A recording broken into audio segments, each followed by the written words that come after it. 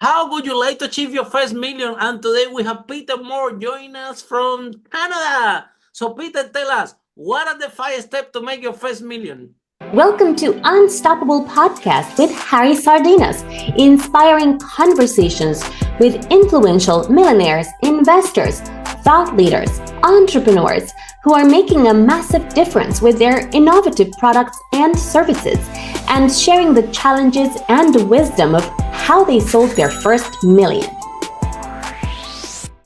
You know, I just recently wrote a book and it's based on a 5-step procedure. So I think this Wow, is going to amazing. work out. The first thing, Harry, is to understand the promise that you deliver to your clients because everybody buys a better future.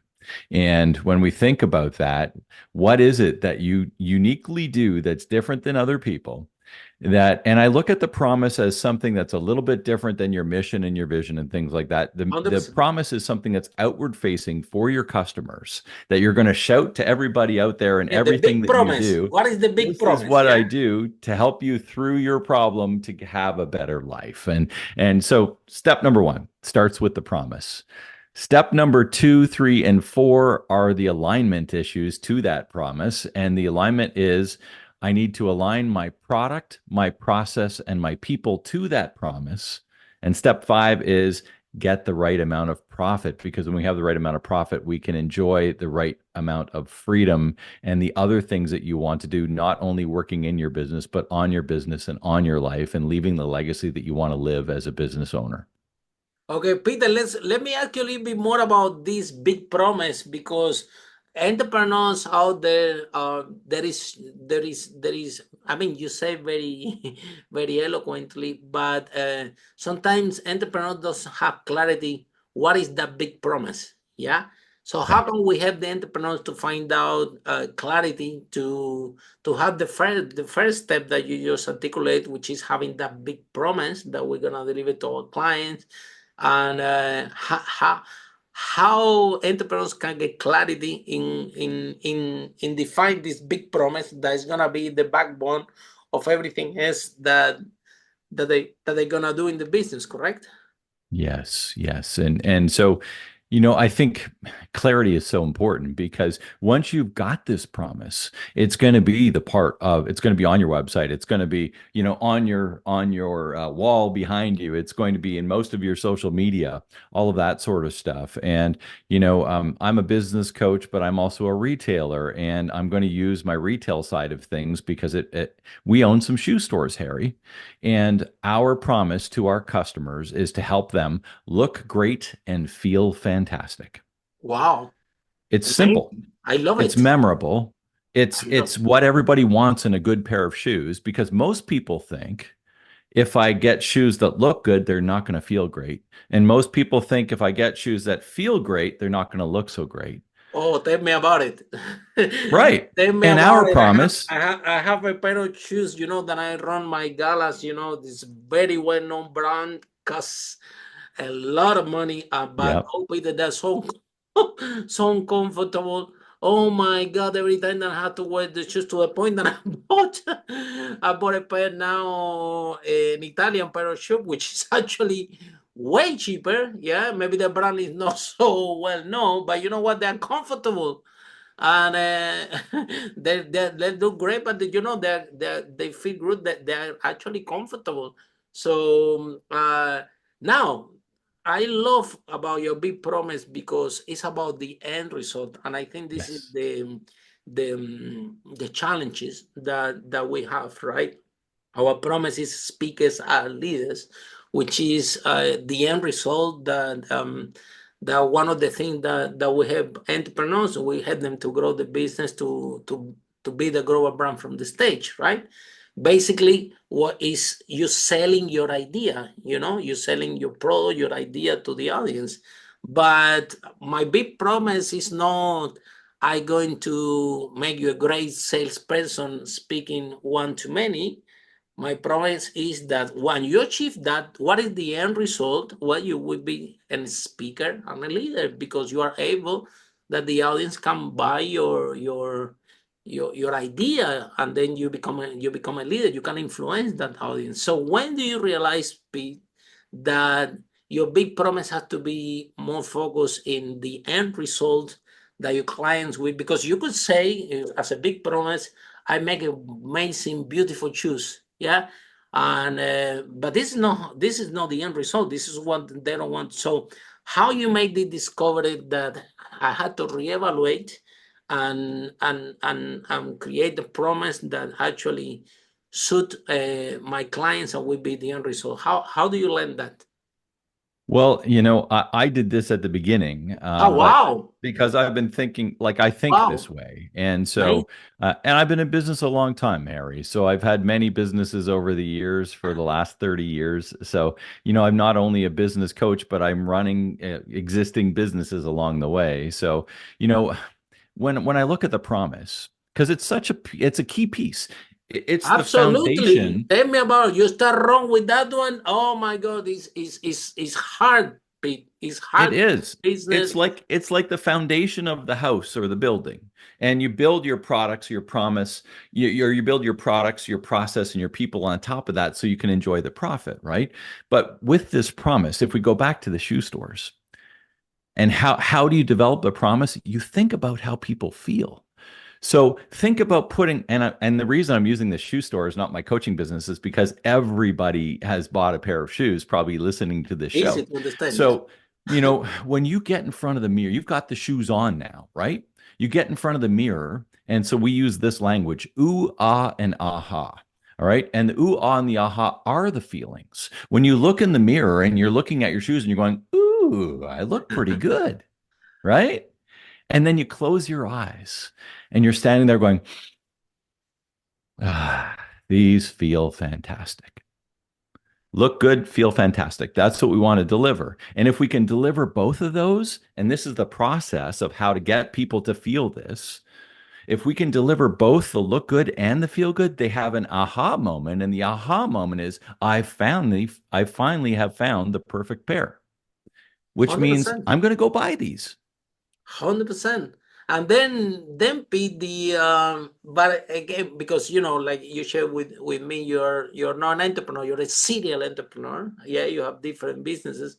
For So sure, many. basically you start to find the pattern, between all different businesses, and you see, "Oh, well, this business, it took us hard to take it off the ground. And when you look back, you say, the promise was not there, effectively created, and boy, take us 10 times to been there, done it myself, and it's hard. It It's is. a lot of work, and it's like you running, you're going uphill, and you're tired, and you're trying to make things work, and things are not clicking, and you don't know what is happening.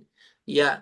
So I'm glad that you touched this point, because that has to be the foundation. So Pete, how can we help the entrepreneur that they don't have your experience, to understand, number one, that this is the foundation, and this is have been need to be look into it properly.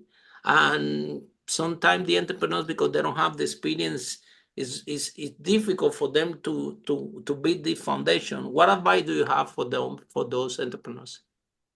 So if we're taking it into the promise section here, I mean, basically just think about what is the pain point? Like you said it yourself. I get on stage and these shoes hurt my feet, right? That's a pain 100%. point, right? So, and if I'm in the shoe business, I want to help you with that pain. So you need to know what it is that you do. It doesn't matter if you lay bricks and you're building a brick house, or if you're a doctor, or if you're a shoe sales in shoes, or a business coach. You have to know what pain you're alleviating. You have to know what pain they have. And you have to know after that how your services, which is your product, your service, your process, and the people that help you deliver that promise, can cure their pain. And most often in the businesses, because I help people do this all the time as part of my coaching Amazing. business. And it's most often that promise isn't clearly defined. And when Okay. it is clearly defined, all of the other decisions get a whole lot easier because now I can say, oh, this product or service really doesn't help with that promise. Or maybe you know, this process that we're doing is way too weird. It doesn't align because it's all about alignment. Or the people portion, which is the fourth P. And the people portion, Harry, I like to break down into three different components for all of our listeners out there, because it's not just your team, right? It's also finding the right client that has that pain that you can fix. And it's also finding the right supplier. So there's three different kinds: the right Understand. team, the right client, and the right supplier. And once we have the right supplier that's helping us, because we can't do everything ourselves as our business grows, Harry, right? You're there. Oh It's like yeah, yeah. we Tell me can't, about it. right? There's only so much time in the day. There's only 24 hours in a day. We can't buy more time. All we can do is buy other people's time. And so making sure that those people are in alignment with your process and your product and your promise, because as you're hiring them, part of your process is when I'm hiring them, I'm going to tell them what my promise is so that we can make sure that they align to the promise and they can help deliver that promise too. Because when all of these things are in alignment, on top of the foundation, which is the promise, the profit comes. And then Pete, it goes even deeper because you're articulating that that we cannot do everything by ourselves, especially you. Okay, you can have one shoe store, Pete can have one, but at the moment that you want to have more than one, and this growth come, now the whole process change. And sometimes with expansion, it sounds very easy. Okay, let's expand. But when when I expand my business, I remember that I thought that okay, if I expand this thing and I do another one, well, maybe double the problem, double the solution. But it doesn't work like that because you have the problem of this store plus the problem of this store plus the problem that these two stores combined created. That was not counting on that. So the whole thing it becomes, and especially in retail with cash flow and so on. So what can you share about growth? What is your recipe for sustainable growth and technically make yourself obsolete? Which is, the whole point to have a great business is that now you are talking with me here, and then your shoe stores are running, open and running, and you're here spending amazing time with me. So, how you manage to do that? So I've set it up that I work about a day a week in my shoe stores, and the rest of the time Wow, I that's work with other amazing. business owners. That's So what that's amazing. yeah, we have a meeting structure that helps us guide our with all of our guiding principles and aligning everything. So yesterday, as we're having this meeting today, yesterday was our quarterly meeting. So my management team and I, we went off site. We sat at a board table, the same board table we sit at every quarter, and we went through all of the things that we want to accomplish between now and as we're talking here in October, between now and Christmas and Q4, and making sure that we've finished off Q3 properly, looking ahead to Q4. Everybody knows when we talk about the people portion, we everybody knows who's accountable for what. So we're talking about those different things of the process pieces. What other process pieces do we need to add? We use this formula for everything that we do. So we talk about our promise again. Is it still in alignment? Are we still good with it? Yes, we are. The We brand talk brand about our standard. product. Yeah. So we go through the five P's every meeting, and we talk about our product, and we say, oh, what brands do we want to bring? What ones do we want to cut? How much do we want to spend here? All that stuff. We talk about our process. Right now, I'm doing a whole bunch of retraining. So I do a lot of video training for my team, and a lot Wow. of it's old, Harry. Like it's from 2018, 6 years ago. It looks old. It's a little grainy. It's not as good as the quality of the stuff that we're putting out today. So I redid all of that. I showed that to them and I Wow. said, hey, are we good with this? Do we want to move ahead with the process piece? So then somebody else will put that into our system.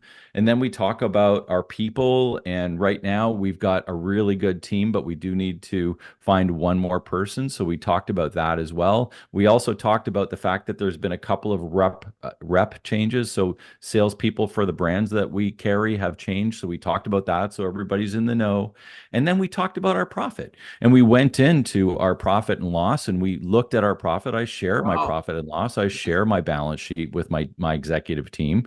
I want them to be in the know. I need them to be in the know. They're making decisions that affect these things as a business. Wow.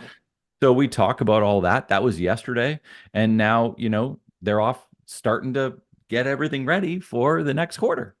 Yeah, but Pete, how you change? How you change? Because when you have your first shoe store, let's talk about this one. Yeah, you there, you running this, you talking with the clients, you know them so well that you come out with a big promise. Yeah, so I can tell that you have spent a lot of hours in retail shop number one. Yeah, because you do understand your product very deep and your customers needs and problems very deep. So you have done the work, but you have to change because now when you have the second store, you cannot be in both at the same time, and now a new pit has to shop with the different start to be procedures, start to build the culture, start to training. Now you are in the hiring and training business, not in the shoe business anymore. And then so how was this transformation for you, and how do you learn? Do you pick up any book? Do you have any coach that help you or in Yeah, that transition? I How, have. I how mean, you manage? How you change? Because you do have to Harry, change. I've got to go back a long time because I've always like since 1994, I've been running my own businesses, and we're recording this in 2024, so it's been 30 years. And you know, You have to make yes, memory to remember. but when I got started that first business, and it was a bathroom renovation company, Mhm. um, I was doing it all. And most small business owners, when they get started, have to. And that's just a normal startup procedure. That first sort of 1 to 3 years, we have to get like our hands dirty. I had a Understand. spray gun in my hand almost every day. I was spraying, I was Tell me doing about stuff, it. so like I was ripping out bathtubs. I was doing all sorts of stuff. And I was doing the sales and the marketing and the book work and that's normal for people starting up. And sort of what the level that we're talking about now is kind of after that little startup area. I mean, yes, you want to start with all these things in mind, but there's a certain time where you just have to do it yourself until you can get the right amount of profit 100%. that we talked about, right?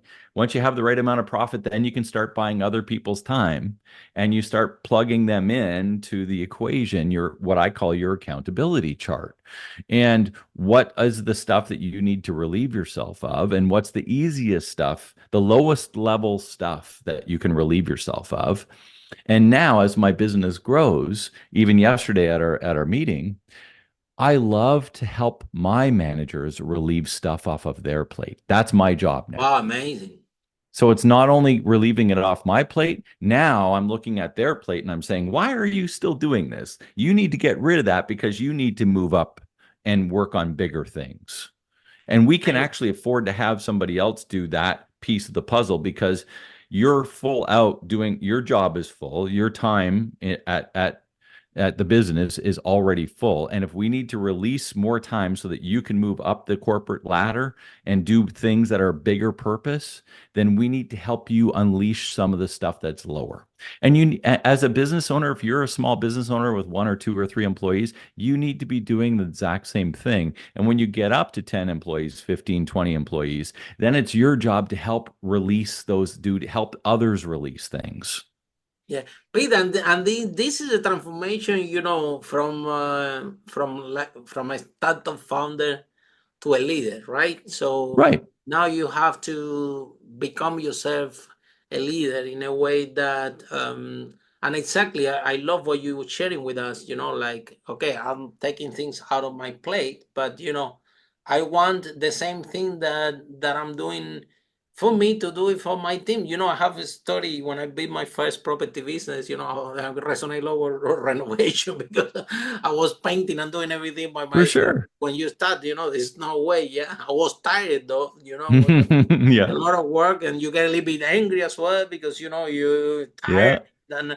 And you're starting, nobody knows you, the client doesn't pay you too much, then the supplier want to charge you a lot, and you don't know things, and all this negative baggage goes to your head. And so how you release this negative emotion? Yeah, but I find you very positive, very smiling, very calm for someone that have multiple stores and multiple businesses. I find you really, really calm, really, really centered, really present to the broadcast today. So how do you manage to, because if you're running, I mean, one business can give you stress, imagine several at the same time.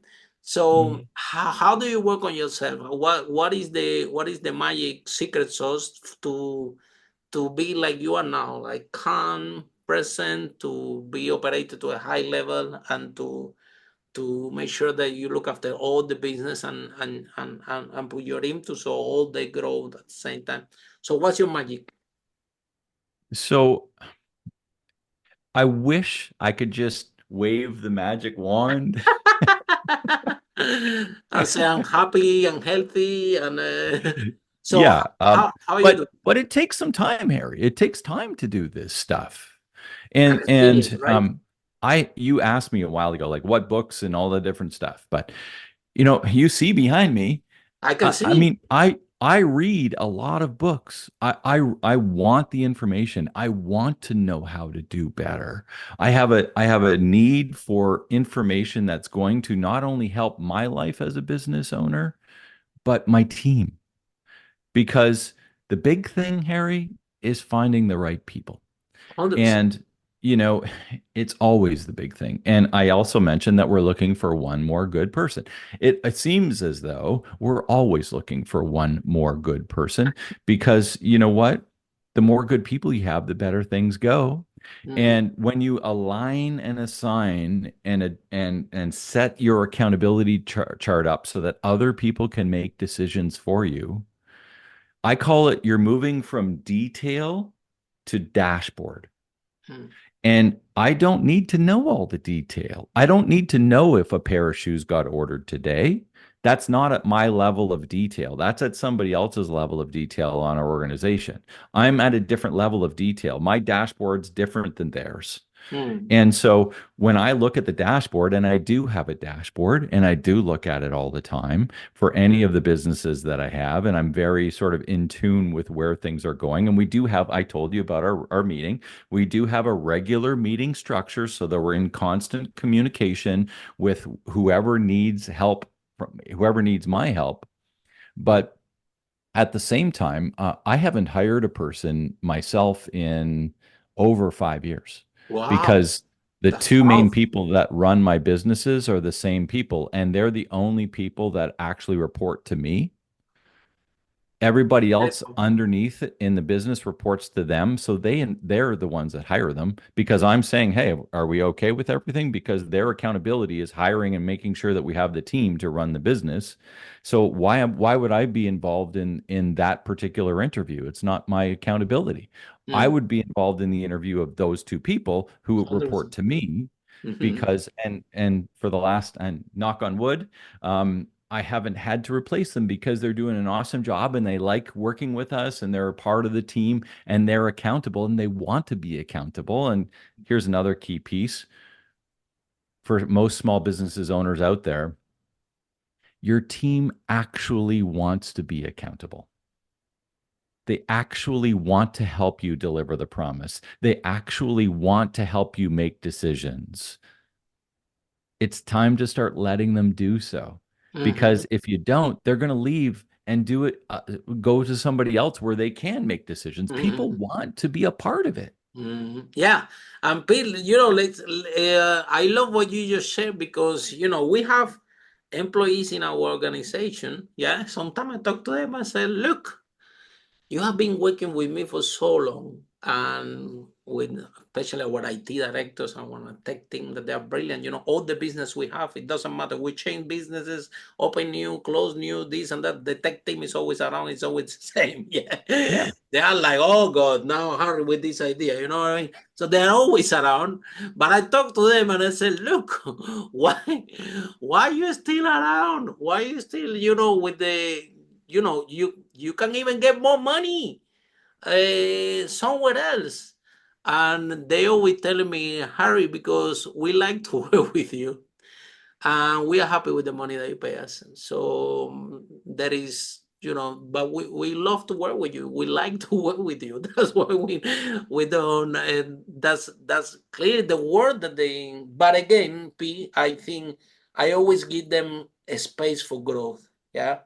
In the culture of my company, I never hear in the last 17 years that I'm in business someone from my team telling me this is not my job. Because when we bring them in, this embed in the culture, like, we are not too many people, and here we have to do everything. This is how we operate, and well, some people leave because it's change, it's not that That's normal. specific, and blah blah. Even for this podcast, I call my IT director and said, "Look, I want to do a podcast." My IT director is like, "What? Harry, what is this?" I said, look, uh, I don't know that much, but I want to do it. So can you guys please look into this and see what can we do? And after 3 weeks, they come back to me and they tell me, Harry, listen, just press the button. I'm like, what? They said, just press it. And that's it. Don't worry about, they design some website that bring the feed, the podcast, they upload in Apple. I don't know. It's all automatic. I don't even know what they did. But after 3 weeks, they came to me and said, just Harry, just press the button. That's it. That's the only thing you have to do. Don't worry about this thing. You can do as much podcasts you want. Don't worry about it. So then they didn't know, they didn't, but they say, okay, let's look into this and let's make the best that we can do. For you to now you want a podcast, well, let's give you you know what I mean. So I think, Pete, but I think also these people become the reflection of you as well. I think that if you are, if you give them this space for growth, if you understand them, if you talk to them, if you articulate everything, I think your two managers are the reflection of you. Now the people that the manager hire are the reflection of them, which is actually the reflection of you, and the whole thing goes into the culture. And but is I'm glad because that ego that I'm the boss and everybody has to do what I say and I want to hire everyone and everybody, this big egocentric P, it doesn't exist. It's actually someone that allows the people to take decisions. This is something interesting that happened with my business, and I did it actually by accident. When I started my first property business, everybody was coming to me to ask me questions. I put a sign behind my desk. I said, "Look, don't come to ask me a question. You don't have a solution. Yeah, bring 3 solutions. Otherwise, don't come to ask me questions. Yeah." So I put that, and then the people come with the question. Said, "Did you read behind there?" No. Okay, well, sit and then bring the 3 solution, then come back. Yeah, I'm doing it for work less. I'm thinking these people are gonna kill me. There are too many. They're coming to ask me. I cannot do my work. And but guess what happened? They start to come and they bring the 3 solutions, and then I say, okay, fine, pick your favorite. So what do you want me to pick? At the end of the day, it doesn't matter if I choose or you choose. If it works, it works. If it doesn't, we have to choose something else. So why you don't choose? Which one do you prefer? So they choose what I prefer. I say, okay, go do it. If it works, works. If it doesn't, you choose something else. And then it was like a joke in the office after a month, like, oh, no, don't go and talk to Harry because it's not gonna help you anything. You need to bring your own solution, then you need to choose it. What's the point to talk to him? Guess what happened? 3-4 months down the line, and go one day to the office, And they told me, Harry, we don't need you. Go home. I'm like, what? You don't even need paper in the photocopy. I said, go home. Take a holiday, whatever. We can operate this business without you. And this is actually, at the day that I left the office, I was thinking, this is a good thing or bad thing? What just happened? I didn't know. I didn't know. I'm trying to do it for one less. I'm thinking, these people, if you keep going like that, also the clients, all clients want to talk to me. We have back then like 177 clients. Everybody want to talk to Harry, because it's a property business, so they even want to leave early. They want to pay less or whatever. And, and they all want to talk to me. I'm thinking they're gonna kill me. That's too many, when I sleep. And so I can say honestly, by accident, yeah, we start to hide this person. I had one person said, my manager said, listen, you are Harry now. Her name was Eva. Eva, you now Harry. So I mean, yeah. No. So everybody want to talk to me, they will talk to you, and you are Harry. Whatever you decide, you go back to them. I don't want to anybody wanted to talk to me anymore. And then, but I think, Pete, that somehow, kind of by accident, I achieved that goal. But I can see now with your experience that you actually have a process that since a new business come to you, now you're looking at the big promise, and now you're going ahead. Okay, how are we gonna run this business in a way that actually, the team have this culture, have this leadership, that they can run it, and you technically make yourself obsolete, but 90% of a lot of entrepreneurs that we see out there, they are not behaving like you, and they're not planning like you. They are doing totally opposite. They're making the business about themselves, and the boss, everybody had to report to me and micromanage everything.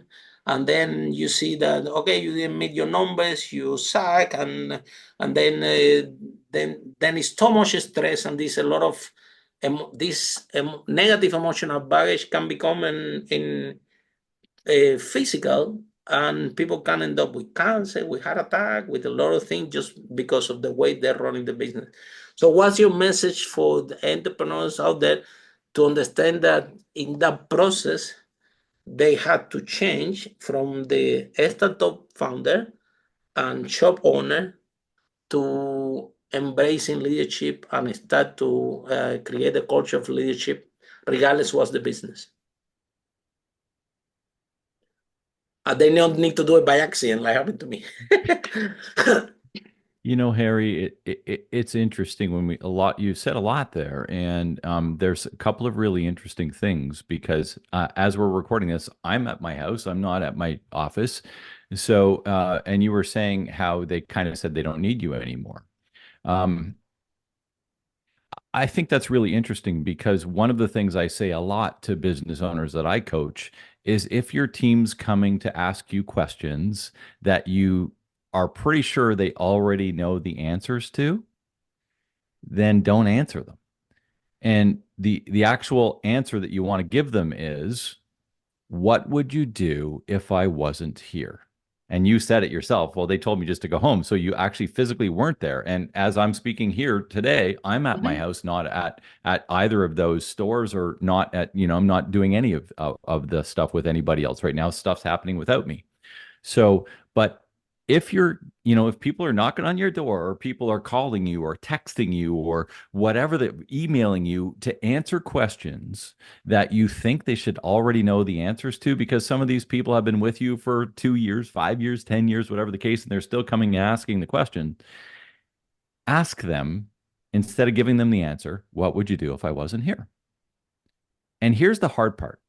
You have to close your mouth and not give them the answer until they answer it. Because it's natural for most people who have always given the answer just to give the answer. It's just a natural thing.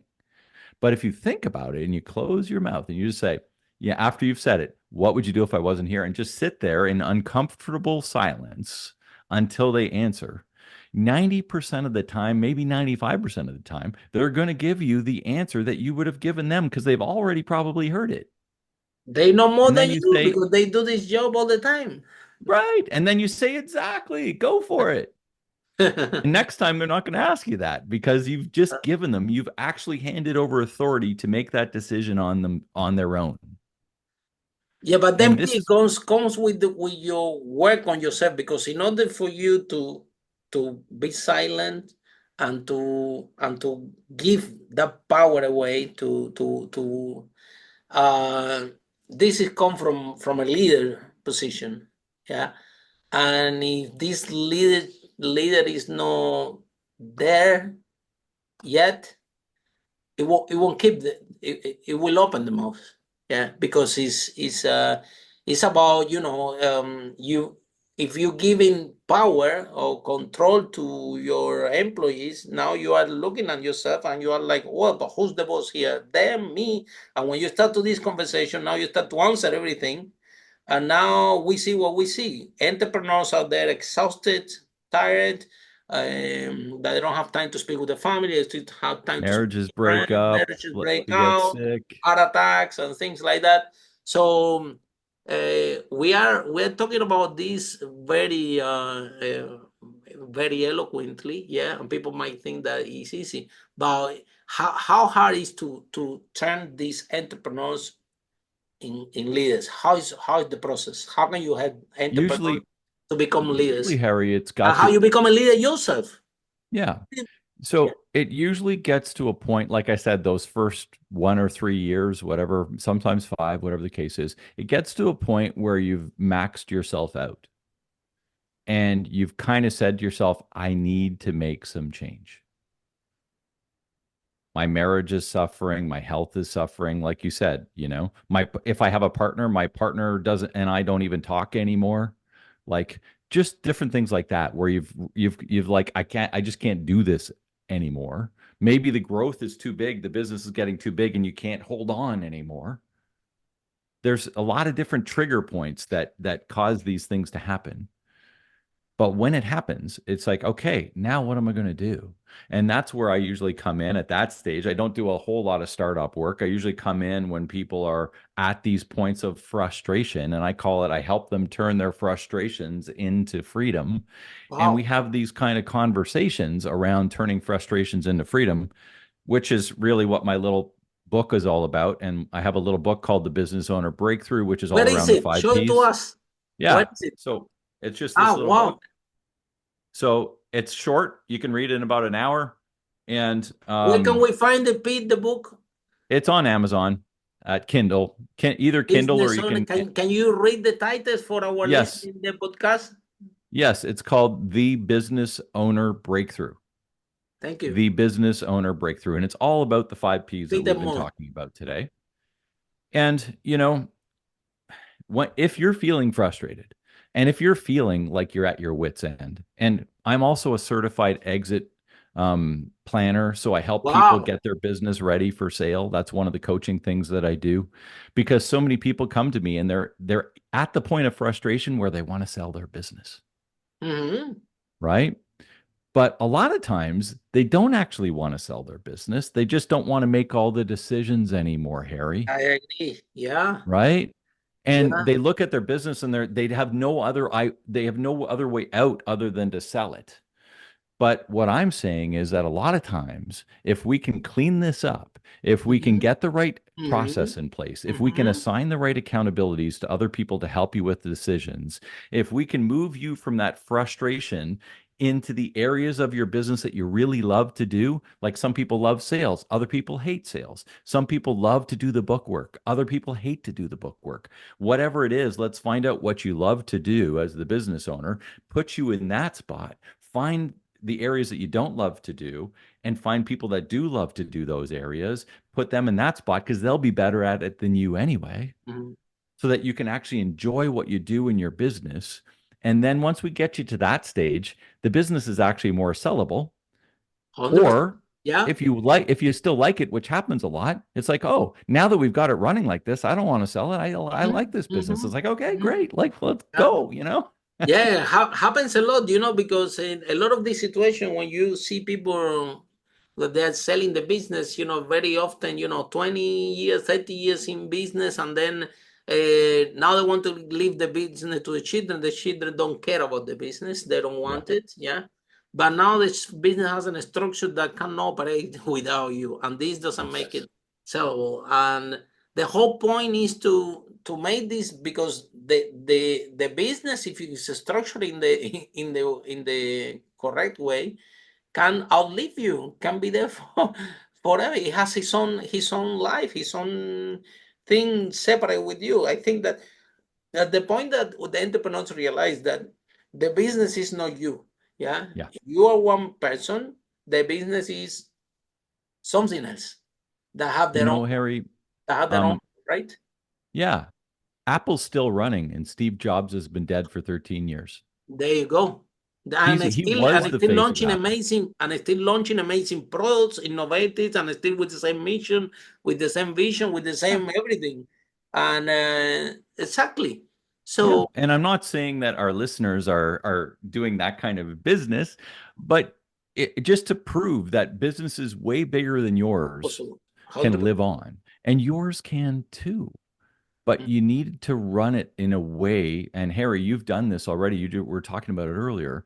How much more valuable is your business now that you're not making every decision, now that you're not the person in front of those 170 clients and you're not the person that's making every decision? Your business is so much more valuable because as somebody who helps people with exit planning, if I was to put on my buyer's hat for your business, I Mm-hmm. would go in there and I'd say, well, if you were still running everything, still making every decision, I'd be like, how can I be Harry? I can't be Harry. Like he's been doing this for 30 years or 17 years, however long you've been doing it. Like I don't have that knowledge. I'm feeling worried about this now. My But cousin if I the other if day, Pete, yeah, but the, if I go and I look at your business and you're saying, well, shoot, I only work in my business about a day a week. I have a couple meetings and I've got these people all doing this stuff and this is happening and this is the amount of revenue that we get.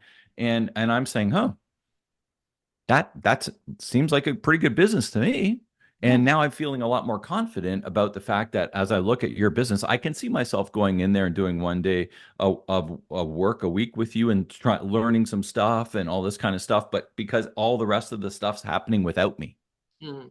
The other day, Pete, my cousin come here, and he's very happy telling me the story, and he tell me, I know that he started a small refurbished company, yeah, in York where he's based, and he was very happy, to tell me the story. And he sat with me and said, Harry, you won't believe my cousin, what I'm doing is amazing. I have so many clients that I have to tell no to the clients. The clients have to wait for me, and for my team to deliver the product.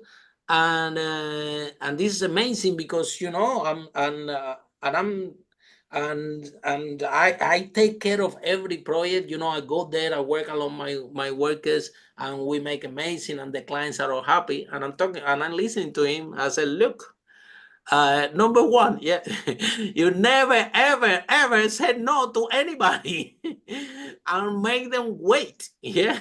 And and number two, the more you go to that project and you work along your workers, because you want to deliver something amazing, and I understand your values and your integrity with your clients and whatever. But the more you do that, you're devaluing your business. And he's like, wow, I thought you're gonna be happy with what I'm telling you. And I said, no, I'm happy.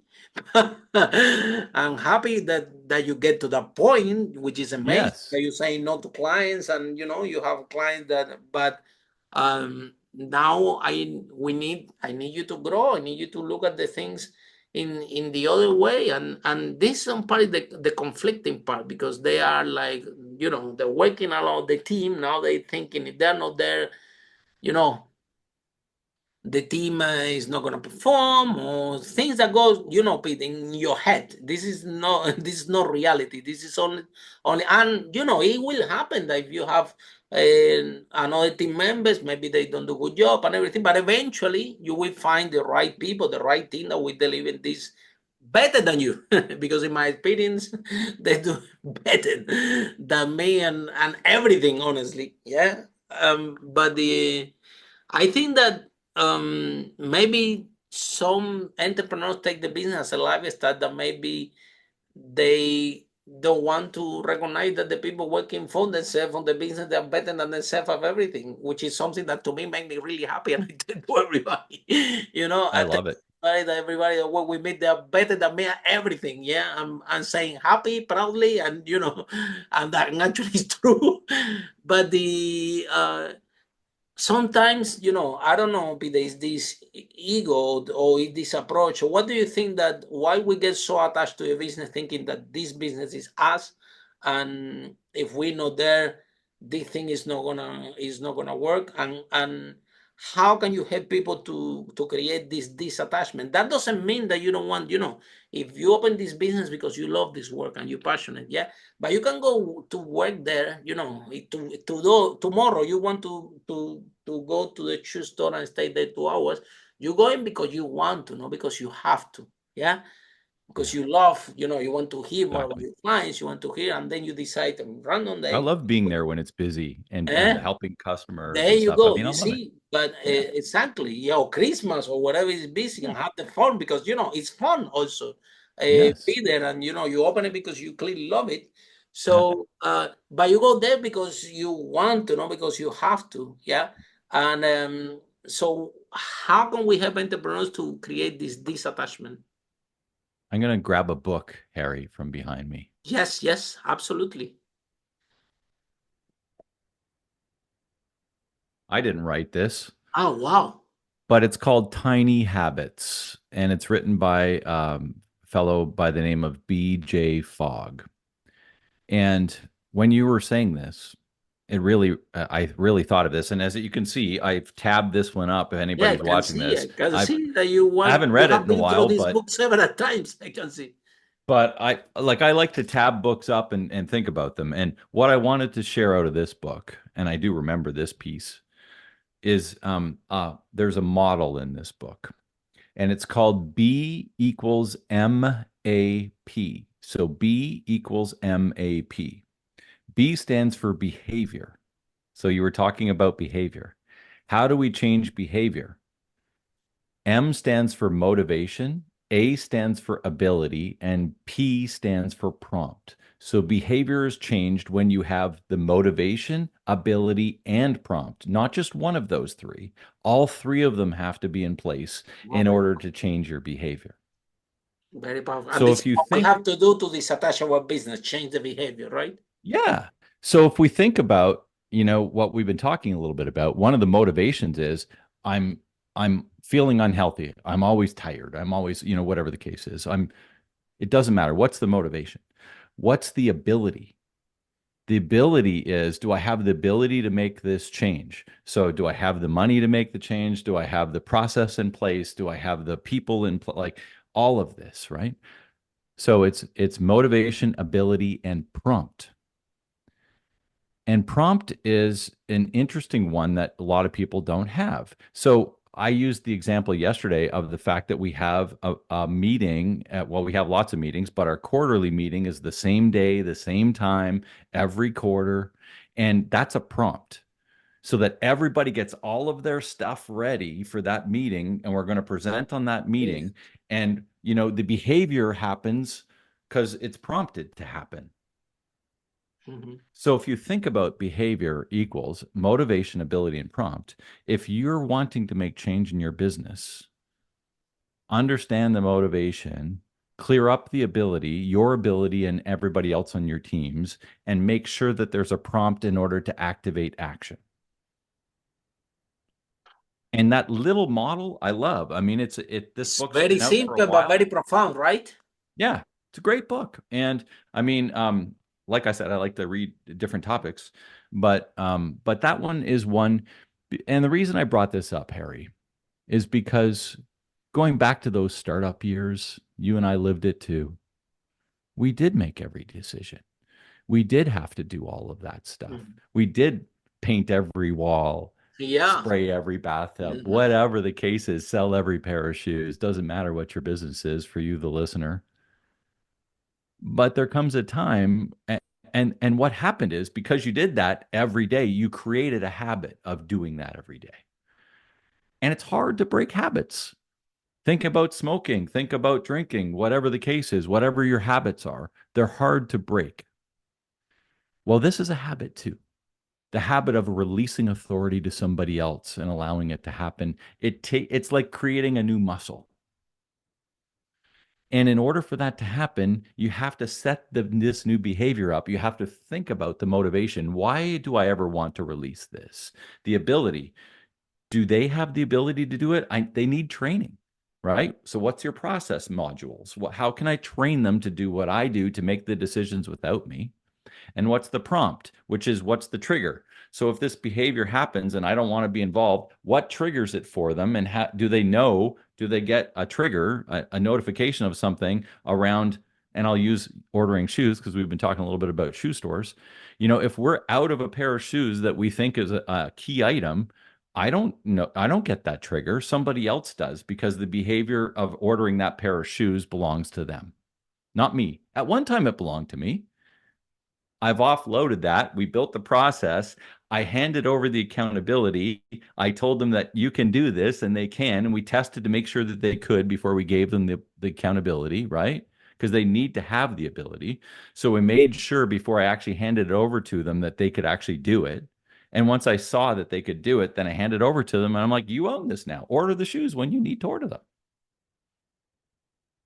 Pete, and then the last question is about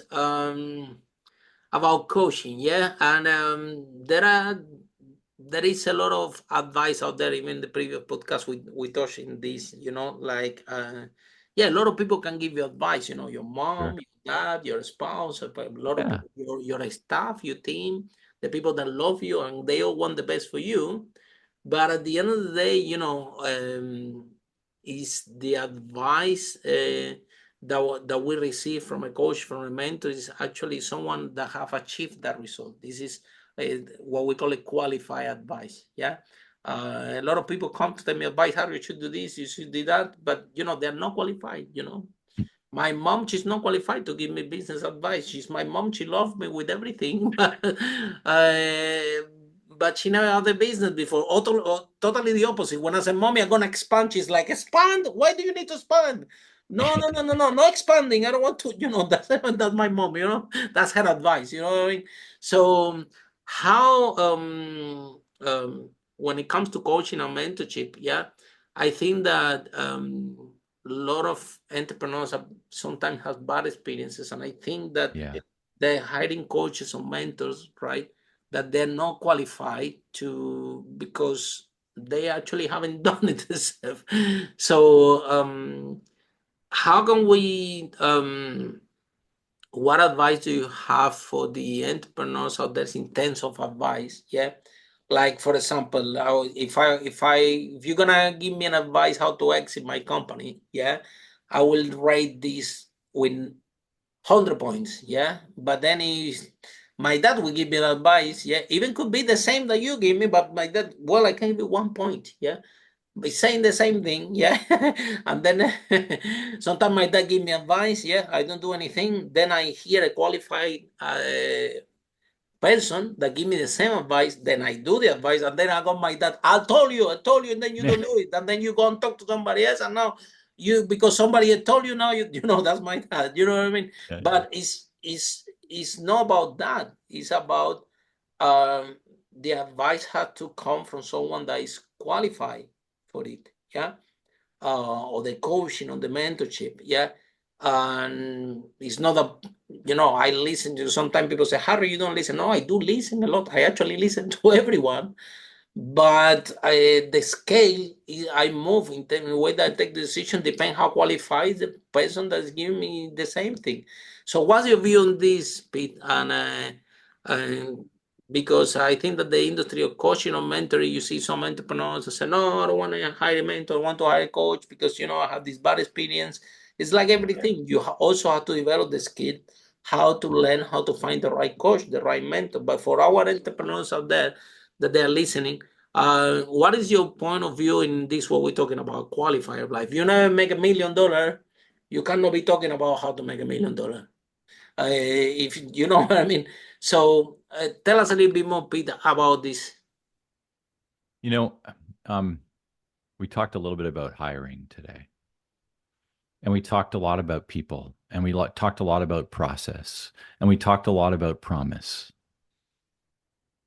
Your coach needs to understand what it is you do. They need to understand your promise, just like your team does.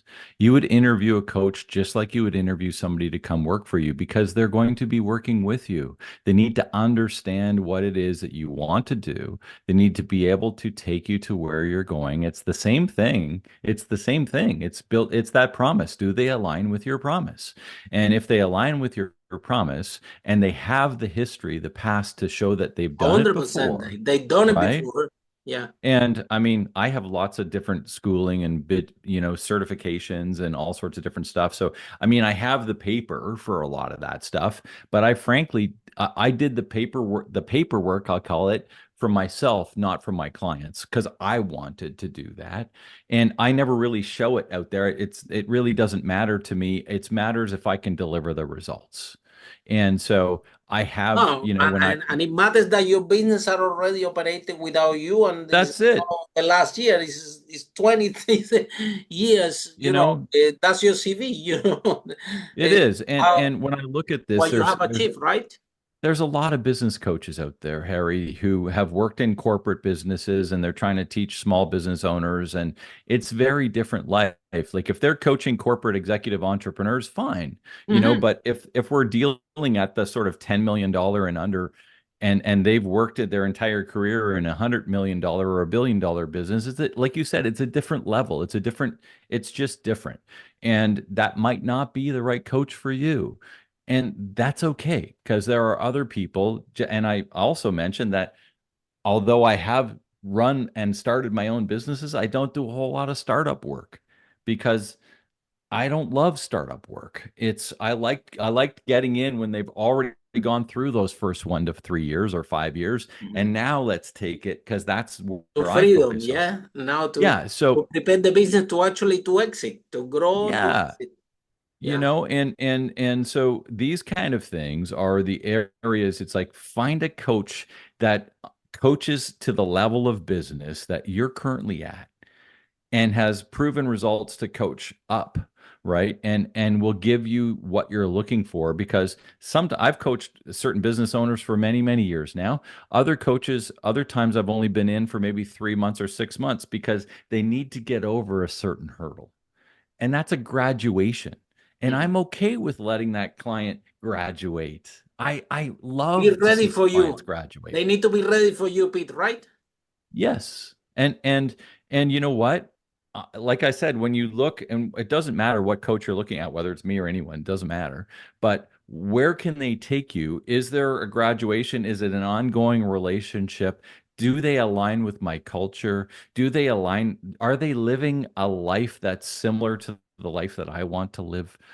All of these sort of things. Have they run a business that's similar to something that I would like to run? All of these sort of things. And there's a lot of business coaches too, Harry, out there that don't own businesses anymore other than their coaching business. And sometimes they haven't for a very long time. Mhm. And so they're maybe They sometimes forgot 10, about 20 they years. start to forget about how the mechanic works, right? Because Well, things change a lot. oh yeah, tell me about it. You know, Technology you talk things. you talked about your automating all of your stuff for your podcast. Like that didn't happen 5 years ago. You couldn't do Yeah, that 5 years ago. it was Things not change a possible, lot, right? and we got to Yeah, be on top of it, right? yeah, 100%. Do you remember how long it used to take to write a letter to a client or to everyone, and now you go to ChatGPT, and then yeah. So So good.